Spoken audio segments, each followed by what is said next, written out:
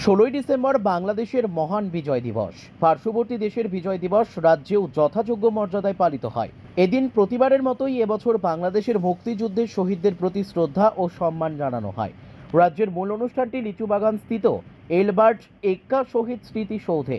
সেখানে উপস্থিত ছিলেন রাজ্যপাল ইন্দ্রসেনা রেড্ডি নাল্লু ও অর্থ ও রাজস্ব মন্ত্রী প্রণজিৎ সিংহ রায়, রাজ্য পুলিশ সহ অনেকে। তারা সবাই শহীদ স্মৃতিসৌধে ফুল ও মালা দিয়ে বীর শহীদদের প্রতি শ্রদ্ধা ও সম্মান জানান। প্রথা ও রীতি মেনে রাজ্যপালকে গান স্যালুটে জানায় পুলিশ ও সামরিক বাহিনীর জওয়ানরা। এদিন রাজ্যপাল এক প্রতিক্রিয়ায় বলেন, বাংলাদেশের স্বাধীনতা সংগ্রামে ভারতীয় সেনাদের অন্যতম ভূমিকা ছিল। বাংলাদেশ পাকিস্তান যুদ্ধে ভারতীয় সেনাও শহীদ হয়েছেন।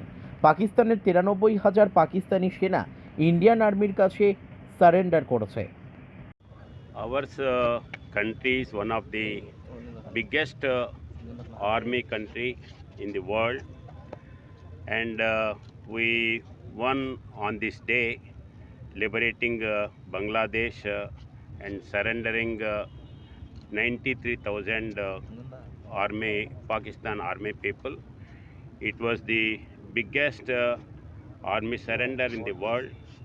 Though we are the strong army, strong nation, we don't try to occupy any other's land, and we time needs, we are supporting our neighboring countries, so this will continue from our country in future also.